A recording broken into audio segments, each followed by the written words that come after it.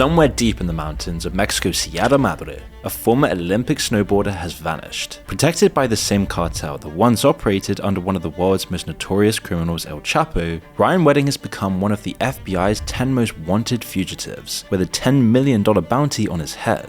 The charges? Masterminding a $1 billion cocaine empire, moving 60 tons annually across 4 countries. There's also the charges for ordering executions of rivals and debtors, whilst also leaving a couple dead in a case of mistaken identity. And yet he's built connections so deep with one of Mexico's top cartels that they now shield him from international law enforcement. This isn't the story of a street hustler who clawed his way up through the drug trade. Instead, it's the transformation of a gifted athlete who once wore his country's colors at the Winter Olympics. And in many ways, Wedding took the opposite path to many in the drug industry. Rather than starting from nothing and using crime as a ladder to escape poverty, he has somehow descended from privilege and opportunity to falling down into the criminal underworld, becoming one of the top 10 most wanted men in the world. And his story shows that sometimes the allure of power and risk can be more seductive than even Olympic glory. It was April 1st, 2024. A contract killer known as Mr. Perfect pulled up to the home of 29-year-old Randy Fader in Niagara Falls, Ontario. Randy, a father of 2 with a neat beard and tattoo-covered arms, never made it past his driveway. Mr. Perfect shot him 4 times at close range, and then dramatically fled in a white Audi SUV. Mr. Perfect had a list, and Randy just happened to be the first. It was quickly uncovered that the hit had been ordered by someone known as Miro Wiro, also known ominously as the Dictator, who had provided Mr. Perfect with Randy's address and promised him $100,000 and called it a simple drive-away job. Later that night, the killer photographed his 9mm handgun alongside stacks of cash, captioning the image "Goodnight." He believed he had executed a perfect hit, but he didn't live up to his namesake. Within days, police identified the Audi through CCTV footage. 2 weeks after the murder, they arrested Mr. Perfect driving a Ford Explorer in Toronto. Searching the vehicle, they found 9mm bullets, the cash payment, and a white iPhone containing his entire conversation history with Miro Wiro, whose real name was discovered to be Andrew Clark, including Fader's address and a list of other potential targets. And above Andrew Clark in the pecking order was somehow a former Olympian who was rubbing shoulders with the Sinaloa cartel, KGB agents, and even Hezbollah operatives. And that man is Ryan Wedding. He had built one of the most sophisticated drug trafficking networks in North America. At its peak, authorities estimated Wedding's crew was moving up to 60 tons. At one point, revenue topped an estimated $1 billion annually. And now, people were starting to get killed about this. As the FBI's most wanted list says coldly, Wedding and Clark's organization resorted to violence, including multiple murders to achieve its aims. As you can see, Wedding isn't just some street-level dealer. He was a businessman, disciplined, strategic, and invincible. And yet when it all began in the beginning, he was never any of those things. And his rise to infamy is one of the most shocking and unusual narcotics stories there's ever been. And it all began in Park City, Utah. It was February 2002. The air was crisp and thin at 7,000 feet elevation, and the sky was a beautiful blue canvas against the grand mountain landscape. The start signal beeped, and Ryan Wedding launched himself from the chute. His 6'4", 240-pound frame thundered down the mountain at the Winter Olympics. The crowd below watched intently as the Canadian Olympian carved his way down the mountain. This was the culmination of years of dedication and thousands of practice runs. But then, something went wrong. The snow conditions had changed between his practice runs and competition, turning soft and slushy. So by the third gate, Wedding realized his strategy wouldn't work, but momentum was giving him no chance to adjust, meaning he finished 24th in his category, missing advancement by just over a second. At the Olympics, Wedding got a taste of stardom. He was receiving free gear from Nike and rubbed shoulders with pro hockey players he'd seen on TV. During the opening ceremonies, he called his mum, excitedly asking if she could come see him on TV. The cameras were all on him and he loved it. His former coach Bobby Allison would later recall that Wedding had something essential for elite competition, a complete absence of fear. To quote Allison, a lot of kids, they say they want to go fast, but they don't really want to go fast. They hold something back because there's a little bit of fear there for fooling, which is why Allison and others thought this was just the beginning for the young athlete. He had made the Olympic team earlier than expected and his future seemed limitless. However, it was not to be, and the same fearlessness that propelled Wedding to snowboarding success would eventually lead him down a very different path. After the Salt Lake Olympics, Wedding was devastated. He stopped being an Olympian and enrolled at Simon Fraser University near Vancouver, telling his parents he was going to do a career change, and instead of being an Olympian, he wanted to become a stockbroker, or even just join his father's engineering firm. He just wanted a solid path and to make some good money, and to earn some extra money, he also took a job as a bouncer at Vancouver nightclubs, and this was the decision that would ultimately alter the course of his entire life. With Mother's Day coming up, I wanted to share a gift idea that's both thoughtful and practical: Raycon's everyday earbuds. Whether your mum's on the go, working out, or taking yet another call on a speakerphone, these earbuds are designed to fit seamlessly into her day. Raycon's everyday earbuds are an amazing gift. First, you've got the 38-hour battery life, which is a game changer, meaning your mum won't need to worry about constantly recharging, and if she's ever in a rush, just 10 minutes of charging gives 90 minutes of playback thanks to the quick charge feature. And Raycon's new model also now includes active noise cancellation, so that she can actually enjoy a moment of peace, whether that's during a walk, a podcast break, or just a call with you. And with the multi-point connectivity, she can then connect 2 devices at once, meaning no more switching between her phone and laptop. I mean, just personally, I use my Raycons every day, especially when I travel. They're comfortable, they don't fall out, and they sound amazing because they can block out all the sound on trains and flights so that I can really focus in on the music or podcast that I'm listening to. And when I'm traveling, it's just so useful having the new weatherproof design so that I don't have to worry about damaging them accidentally with everyday use on the go. Plus, the protective case cover supports wireless charging and comes in sleek, modern designs that match your style. So if you're looking for a gift that's both affordable and genuinely useful, check out Raycon. They're half the price of other premium brands and they offer a 30-day happiness guarantee, so it's risk-free. Just click the link in the description or go to buyraycon.com/moonyt to get 20% off site-wide, just in time for Mother's Day. That's buyraycon.com/moonyt, brought to you by Raycon. In the early 2000s, Vancouver offered a particular kind of opportunity for a young man with ambition, especially the wrong kind. Just 25 miles from the longest undefended border in North America, it was perfectly positioned for cross-border smuggling. A pound of BC bug could fetch $2,000 locally, but double that once it crossed into the US. Meanwhile, Vancouver's nightlife in the early 2000s was exploding with unprecedented violence. A gang war for control of the lucrative weed trade had erupted, with shootings becoming so common that police began roaming through bars, ejecting anyone who looked like a potential drug dealer. The established old-school crime syndicates like the Triads and Hells Angels knew better than to draw attention, but the new gangs, calling themselves the Red Scorpions and the United Nations, were hungry for recognition and flaunted their wealth and influence whenever they could. One of Wedding's first nights working the door at a club called Onyx didn't exactly go quietly. A fight broke out in the parking lot and it escalated fast. Before long, it was total chaos. Cars were screeching through the lot, weaving around bouncers and clubgoers, some even trying to run people down. At one point, a guy near Wedding, another bouncer, grabbed a hatchet off a patron in the middle of the fight. Then as a car came flying straight at them, he swung and slammed the blade right into the hood, which is one way to welcome someone to the job.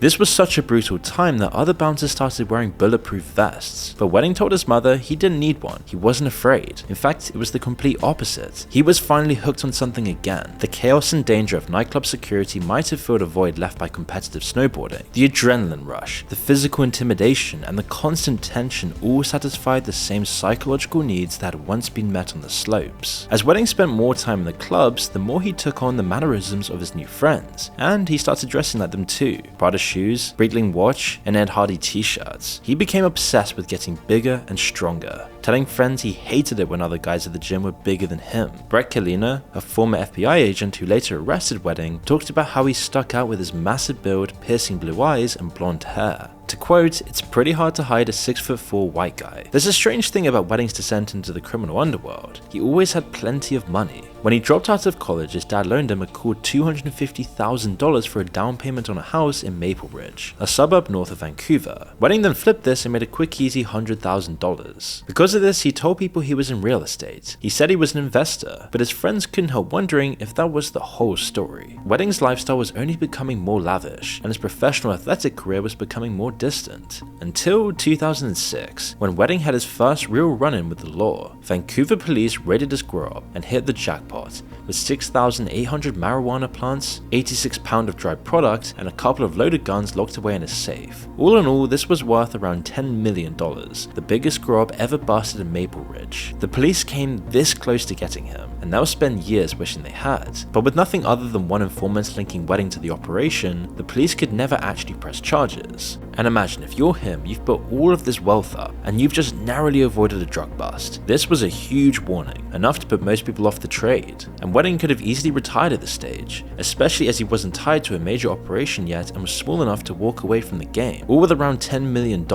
But you don't land on the FBI's most wanted list by playing it safe. For Wedding, that close call was less of a wake-up call and more of a speed bump on his first moving descent into the criminal world. However, it seemed to knock him off his balance temporarily, and his life seemed to become much less stable. By 2007, he was telling friends that he was now broke. He'd lost nearly $500,000 in shady real estate deals, and according to a later court testimony, another $300,000 in a cocaine deal that went sideways. He was growing pot, one of his friends would later recall, lots of it. Putting his early drug profits to use, Wedding snapped up a condo in Vancouver's posh Westwood Plateau and turned it into his personal playground, soaring 30-feet ceilings, oversized pillars, and his initials etched into the front entrance. The garage looked like a showroom, crowned with a Hummer, a pair of snowmobiles, and a BMW M5. This lifestyle required serious money to sustain, far more than occasional real estate flipping could ever provide. According to an informant, Wedding and a partner were quietly scaling up their operations, cultivating as many as 8,000 marijuana plants in a warehouse on a property owned by one of his friends. Every couple of weeks, Wedding would harvest the plants and sell them off to a broker, and the grow-up was pulling in serious money, hundreds of thousands a year, maybe more. Old friends said they'd see them lugging out garbage bags full of cash, and everything for them was going perfectly. The promising Olympian who'd once stood tall on the mountain had become something else entirely.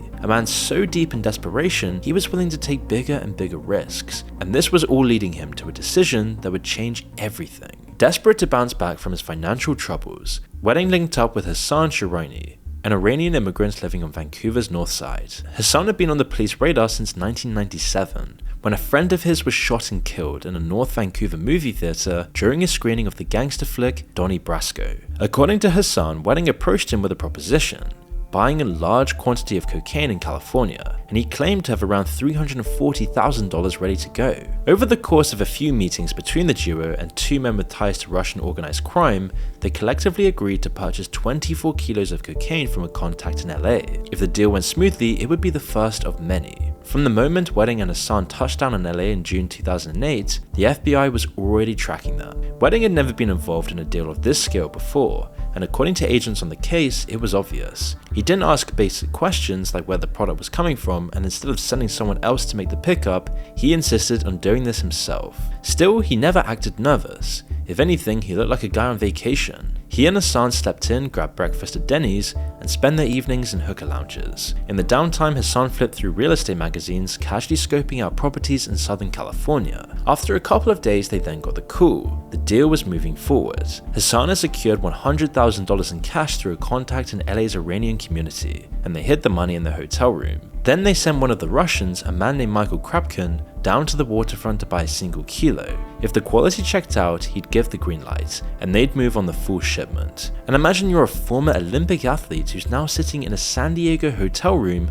waiting for a phone call about 24 kilos of cocaine. To put that into perspective, this has a street value today of over $2 million. Under the dresser is $100,000 in cash, and all you need now is for your Russian associate to confirm the cocaine is good quality, and you'll be good on your way to recouping your losses, and maybe even setting yourself up for life. But then the phone rang, and it wasn't the Russians calling with good news. The buy had turned out to be a setup. The Russian was nabbed on the scene, and Hassan and Wedding were arrested in San Diego, leaving their hotel room where the FBI found the $100,000 hidden under a dresser, said Brett Kalina. To quote, he was on the recordings from the second he stepped down on US soil. Wedding evidently didn't learn from his first brush with law enforcement, and now he was standing there in handcuffs. However, what might have truly been the end of the Wedding story would instead become merely the prologue to a much darker chapter. His time in the American prison system would transform him, from just an amateur drug trafficker into something far more dangerous. In the San Diego courtroom, Ryan Wedding didn't look like a man facing 10 years in a federal prison. Instead, he just looked bored and detached, as if the whole thing, the judge, the charges, the agents testifying against him, was just another minor annoyance in his day. He didn't argue, didn't flinch, and didn't show a hint of remorse. The prosecutors, expecting desperation or at least defiance, were thrown by the calm. Here was a former Olympian, a national athlete turned alleged drug trafficker, sitting stone-faced surrounded by lawyers and US Marshals, while hours of recordings played out his voice on wiretapes, and not once did he try to cut a deal or ask for leniency. Even the judge seemed puzzled, but in the end his bravado counted for nothing. He was found guilty of conspiring to traffic cocaine with a mandatory minimum sentence of 10 years. But his legal team had a plan. If they could get that sentence trimmed just a little bit, then they could transfer to a Canadian prison, where time served would be way shorter thanks to a more lenient system. While he waited to be sentenced, he was held at the Metropolitan Correctional Center in San Diego, and it's known to be mostly full of federal inmates. Lots of low-level cartel guys, especially mules, bringing drugs over the border. And for Wedding, this was just an education. He paid attention and watched how things worked. He made connections, and the same competitive drive that made him an elite athlete kicked in again, just in a totally different world. He learned fast, moved smart, and navigated the prison hierarchy like he'd been doing it for years. Quote, "You've got people in that facility that have amazing drug world connections," Cleaner recalls. "We really did just turn him into a much better drug dealer than he ever was when he started with us." And in May 2010, Weddings' legal strategy finally paid off. His sentence was cut down to just 4 years, and the US agreed not to block his transfer to a Canadian prison, as long as he gave up $121,000 in assets. Quote, "As an athlete, I was always taught there is no second chances. And well, I'm here asking for exactly that," he told the judge. Not long after, Wedding was sent to Federal Correctional Institution Reeves in Texas, the largest for-profit prison in the world. When Wedding arrived, the prison housed nearly 4,000 inmates, mostly undocumented immigrants serving sentences related to drugs or immigration-related offenses. Prison gives you lots of time to think. Imagine yourself in Wedding's position, with concrete walls and endless hours to fill. For most, this would be rock bottom. We'd question every decision that led us to this point. Maybe we'd feel regret, shame, or a desire to change. But Wedding's mind worked differently. FBI agents heard him saying to visitors, "I'm meeting people, I'm learning." While the justice system thought it was punishing him, he saw the sentence as just an opportunity. During his time in prison, Wedding lived up to his name and married an Iranian-born BC businesswoman, who was later connected with a violent kidnapper in Vancouver. Every aspect of his life, even his marriage, was now tied to crime. In December 2011, Ryan Wedding finally walked out of prison and was deported back to Canada. But this was not a story of redemption. By 2013, he'd relocated to Montreal and had established himself within the city's criminal hierarchy. He now had a book full of criminal contacts, a sharper understanding of how the international drug trade really worked, and a reputation for keeping his mouth shut. People said he was solid, meaning he didn't talk no matter the pressure. And the timing, it was perfect, at least for someone looking to make moves in the narcotics industry. You see, Montreal's underworld was unstable at the time. Mob boss Vito Rizzuto had just come back from a 10-year stretch in the US, and the Hells Angels were still regrouping, as most of their top guys in Quebec were either in prison or facing charges from the bloody biker wars of the 90s. Meanwhile, someone else was quietly expanding into Canada, El Chapo and the notorious Sinaloa cartel. According to DEA agent Andrew Hogan, who helped take El Chapo down, the cartel had built a huge pipeline across the Americas. Cocaine crossed the US-Mexico border into Arizona, then sat in warehouses in Tucson or Phoenix, and made its way to the Washington state border. From there, helicopters flying low dropped shipments into the forests of British Columbia, as the cartel realized that Canada was a goldmine. And Canadian law enforcement, well, let's just say they weren't exactly built to handle cartels. And so by 2013, El Chapo was allegedly making more money from cocaine in Canada than in the United States. Also, Canada's drug world really doesn't run like Mexico's. It's much more entrepreneurial. You've got different crews working with the same cartel in the same city, sometimes without even knowing about each other. So by the time Wedding made his way to Montreal, the city's drug scene was wide open, especially for someone with solid Mexican connections, soon proving instrumental to El Chapo's expansion strategy. Wedding's name first popped up on law enforcement's radar again in January 2015 during an undercover operation called Harrington. An officer went to Montreal to meet a guy named Filipos Collalos, someone known to be connected to El Chapo. According to court documents, Filipos brought the undercover cop to meet the so-called man in charge, and that man was Ryan Wedding. Wedding introduced himself to the officer as a cocaine importer. He talked casually about past deals in the Caribbean and floated the idea of using boats to move products to Newfoundland. and then trucks to get them into Montreal. By this point, Wedding was working with his right-hand man. Remember Andrew Clark, the dictator from earlier? Well, together, they were running a tightly organized crew. Communications happened through Threema, an encrypted messaging app based in Switzerland that doesn't store anything on its servers. They had truckers moving coke across the continent, money launderers handling millions in cash, and even a network of hitmen on standby. And anyone who got in the way, well, let's just say they were promptly removed. That specific deal with the undercover officer eventually fell through, so Wedding couldn't be arrested. But over the next few years, the operations surrounding him only got bigger and more dangerous. Operation Harrington would become a turning point, not just for revealing Weddings' role as a high-level cocaine trafficker, but instead for what it exposed about his global reach. The investigation uncovered drug routes stretching from South America to the Caribbean, including Venezuela's Margarita Island, long suspected of being a hub for Iranian-backed Hezbollah operatives. At the same time, evidence pointed to Wedding's ties to the Iranian-linked money laundering networks, including one used in his first trafficking arrest, where $100,000 was moved through a channel run by an Iranian-Canadian associate. By this point, US authorities were drawing clear links between the cocaine trade, Iranian criminal networks, and rogue state actors. In a briefing to Congress, DEA Intelligence Chief Carrie Thompson warned of a growing nexus between drug trafficking and the financing of terrorist organizations, including the Iranian regime. Wedding, it seemed, wasn't just a player in North America's drug scene. He was tied to something massive. His operation had reached empire level. He was immersed in a totally different universe from the one he grew up in.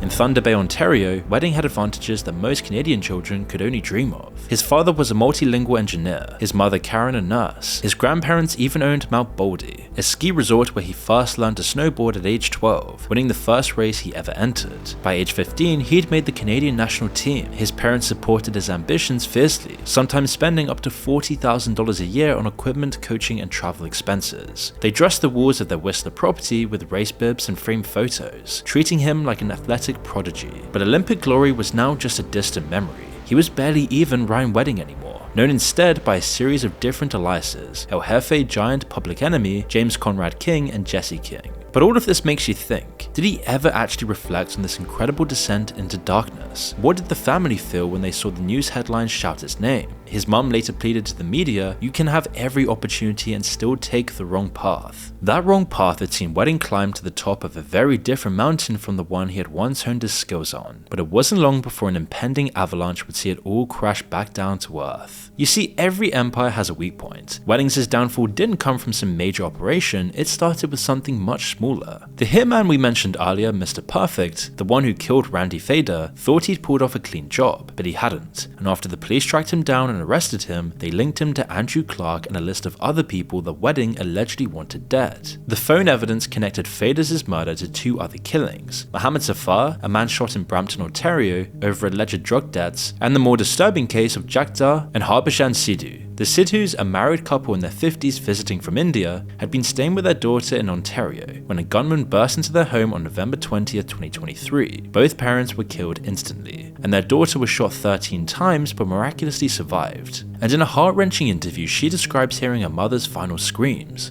My father was shot in front of me. I heard my mother's last screams, and after that, it was complete silence. Only the noises of gunshots were there. The investigators determined the family were victims of mistaken identity, as the house had previously been rented by a drug courier who had allegedly disappeared with a cocaine shipment belonging to Wedding's organization. The innocent family had paid with their lives for someone else's betrayal. And by October 2024, authorities had gathered enough evidence to launch coordinated raids across multiple countries, all as a part of a giant operation named Giant Salom, a name chosen purposefully because Wedding was the primary target. On October 8th, Mexican naval forces stormed a restaurant in Guadalajara and arrested Clark, but this wasn't a routine police operation, as Mexican armed forces are only typically deployed for high-value targets, and with Wedding's right-hand man down, the plot surrounding his operation unravels rapidly. Roughly a week after Clark's arrest, authorities in Miami raided a multi-million-dollar mansion that once belonged to DJ Khaled and arrested its owner. who turned out to be a music executive of the popular restaurant in Miami Beach. According to court documents, the man had been threatened by Wedding over a 5-kilo cocaine debt, with Wedding allegedly warning he would kill the executive's mother if the debt wasn't paid. That raid resulted in another arrest and yet more leads, and things just continued to snowball from there. And by the time this giant operation was concluded, 12 members of Wedding's crew, including Clark and Mr. Perfect the Hitman, had all been arrested. Now only 4 remained at large, including Wedding. In total across the operation, authorities seized approximately 1,800 kilograms of cocaine and over $250,000 in cash and $3.2 million in cryptocurrency. Yet, Wedding himself remained elusive. According to Estrada, he was hiding under the protection of the cartels somewhere in Mexico. And on March 6, 2025, the FBI took the extraordinary step of adding Wedding to its top 10 most wanted fugitives list, offering a reward of up to $10 million for information leading to his capture, one of the largest bounties in the entire program's history. Writing in an FBI blog post, Akil Davis, the assistant director of the FBI's Los Angeles field office, states, Wedding went from shredding power on the slopes at the Olympics to distributing powder cocaine on the streets of US cities and in his native Canada. The alleged murders of his competitors makes Wedding a very dangerous man, and his addition to the list of 10 most wanted fugitives, coupled with a major reward offer by the State Department, will make the public our partner so that we can catch up with him before he puts anyone else in danger. Court records also state that he was connected to some of the most dangerous criminals in the world: dirty ex-Russian KGB agents, Iranian encryption experts, Hezbollah-connected narco-terrorists, and the infamously violent Sinaloa cartel. So at this point, you have to be thinking what's going on in Wedding's mind, all as his empire begins to crumble around him, and he sees his face now next to some of the most awful criminals in recent history. Even though Wedding seems fearless and never shows signs of feeling sorry for what he's done, it must still be hard to completely erase who he used to be. And the question is, why is he doing this? Is it literally just for money? Well, it's easy to assume his drug empire was just about money, but this guy started with advantages most people don't have: supportive parents, athletic success, even a $250,000 loan from his dad. He's definitely not the typical person in the cartel. From Canada with privilege, money, and family support, and yet nothing protected Wedding from his twisted destiny. And it's really an extraordinary psychological study, as maybe this was never really about getting rich, and maybe he was instead addicted to risk itself. I mean, just looking at how his crimes kept on escalating, it wasn't always just about being more profitable, but always just about what's more dangerous. And for a guy wired for extreme challenges, perhaps the criminal underworld was the only world where he could find risks big enough to make him feel alive. And now today, the hunt for Ryan Wedding remains inconclusive. Kalina, the FBI agent who first arrested Wedding in 2008, is skeptical about his ability to remain hidden indefinitely. As he said, he's in a part of the world where he's gonna totally stick out, and I don't see him being the kind of guy who's okay hiding out in a bunker for the next 20 years. But others aren't so sure. One law enforcement believes that the value of Wedding to the Sinaloa cartel may protect him indefinitely. As long as he can keep paying his tax to the cartel, they'll continue to shield him from authorities. In November 2024, the FBI released an updated photo of Wedding taken earlier that year. The long stringy hair from his previous wanted poster had been cut short, and his features appeared hardened by years in the criminal underworld. A stark contrast to the face in the Olympics. And somewhere perhaps in a luxurious hideout in the Mexican countryside, the former snowboarder continues his insane life, and we most likely have not heard the last of it yet.